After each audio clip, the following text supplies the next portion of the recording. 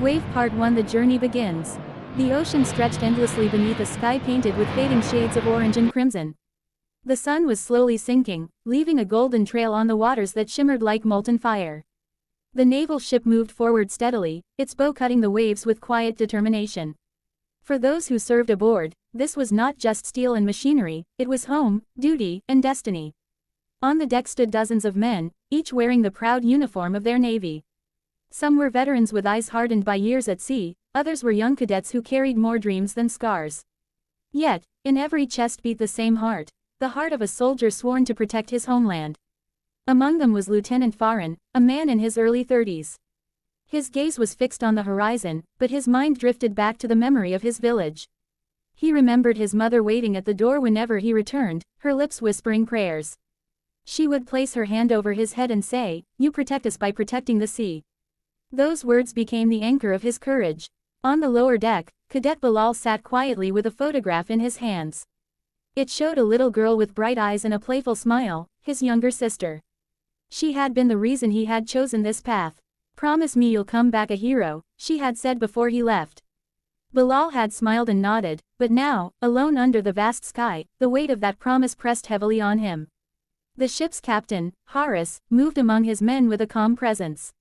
His uniform carried the weight of experience, but his heart carried something greater, the responsibility of every life on board. To him, each sailor was not just a soldier, but a son, a brother, a father, someone's entire world. He knew that their courage was fueled by the families waiting for them at home. That night, the sea was calm. The sky was clear except for a few distant clouds. The silence was broken only by the hum of the engines and the occasional call of a seabird. The men felt a strange sense of peace, a fragile moment of stillness. Yet, the ocean has its secrets. And peace never lasts forever. As darkness deepened, the air grew heavy. The waves began to shift unnaturally, rising and falling in strange patterns. The radar showed nothing unusual, yet an uneasy feeling spread among the sailors. It was as if the sea itself was holding its breath. Lieutenant Farin frowned. "Feels like a storm is coming," he said softly. But Captain Haris shook his head. "No, this is something else." The men exchanged uncertain glances. The ocean, vast and eternal, suddenly felt alive, like it was hiding something deep within. The kind of something that belonged to myths, not reality. Far away, in the depths of the horizon, the water began to bulge and swirl. A low rumble echoed, not like thunder, but like the growl of some ancient beast waking from slumber. The sailors gripped the railings, their eyes widening as the ocean split open. From the abyss rose a shadow, massive and monstrous, rising higher and higher until it towered above the warship. Its body was covered in scales that glistened like black steel. Its eyes burned with fire, and from its throat came the glow of flames waiting to be unleashed. It was not a storm. It was not a wave. It was a monster. The sailors froze, their hearts pounding. For a moment, fear gripped even the bravest among them. They had signed up to fight enemies of flesh and blood, but this was something else. Captain Haris broke the silence with a commanding voice that carried across the deck. "Men, this ship is our shield, our home, and the hope of every soul waiting for us back on land. We do not bow to fear. Ready your positions." The sailors snapped back to life, their training kicking in. Boots thundered on the metal floors, sirens blared, and weapons were loaded. Each man knew what was at stake. This was not just about survival. This was about honor, duty, and sacrifice. The calm sea had ended. The storm had awakened, and the battle for survival was about to begin. Wave Part 2. The calm before the storm. The sea stretched endlessly, its surface calm and deceptively peaceful, like a giant mirror reflecting the cloudy skies above. The naval ship cut through the waters with quiet dignity, its engines humming softly. For the men on board, it was just another night on duty, routine patrol, routine watch, routine silence. But inside every sailor's heart, there was more than silence. There were stories. Lieutenant Farin stood at the deck, his gaze lost in the horizon. The smell of salt and the sound of the waves crashing against the hull reminded him of his village by the coast. He remembered his mother waiting by the door every evening, her hands folded in prayer whenever he was at sea. "God will protect you," she always said, "because you protect others." Nearby, young Cadet Bilal, barely 20, clutched a photograph. It was of his little sister, no older than 8. Her innocent smile was the very reason he had joined the Navy. One day, he had promised her before leaving home, "I'll be your hero." Their commander, Captain Harris, was a man of both discipline and heart. He was respected not only because of his rank but because he knew the weight each man carried within. He knew every soldier had a reason to fight: family, dreams, love, or just the burning pride of serving their homeland. The night deepened, clouds gathered, the radio buzzed with static. There was something strange in the air, something no radar could explain. "Storm approaching," one officer muttered. "No," Captain Harris replied grimly, "this is something else." Far out in the darkness, the water began to move unnaturally. It wasn't the rhythm of ordinary waves, it was a pull, like the heartbeat of a hidden beast. The men watched as the surface of the ocean swelled, then split. And then they saw it. A roar unlike any storm ripped through the night.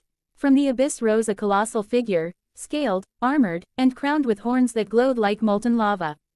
Its eyes burned like furnaces, and when its mouth opened, the sailors saw flames flicker within its throat. A sea monster, the kind of creature that lived only in myths and nightmares. And yet here it was, towering above their warship. "Positions," Captain Harris shouted. His voice was calm but firm, the kind of voice that steadied trembling hearts. "Man the guns. Defend the ship." Panic threatened to consume the crew, but discipline anchored them.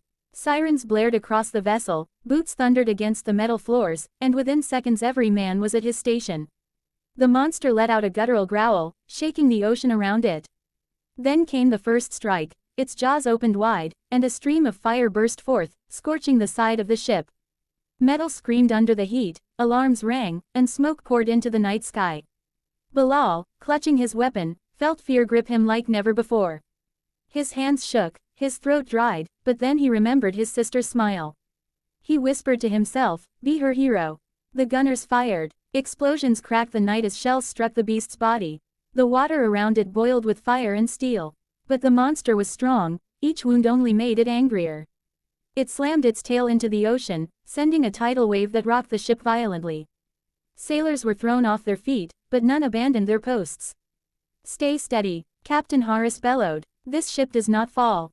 Lieutenant Farin grabbed the railing, flames reflecting in his eyes. He knew this wasn't just a battle for survival, it was a battle for honor. If they fell tonight, they would fall as protectors of their homeland, defenders of the innocent seas. Another blast of fire came, tearing through the upper deck. A sailor screamed, clutching his burned arm, but his comrades dragged him to safety. Even in pain, he shouted, "Don't stop fighting." The monster roared again, a sound that echoed like thunder across miles of ocean. For a moment, despair threatened to creep in. How could mere men stand against a force so terrifying? And yet, in that very moment, something remarkable happened. The men looked at each other.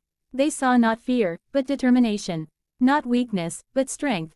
Because they were not just fighting for themselves. They were fighting for their families waiting at home. For the children who dreamed of safe seas. For the promise that no monster, of nature, war, or myth, could ever crush the spirit of a soldier. Captain Harris raised his hand, signaling the next attack. "All units, fire everything we have."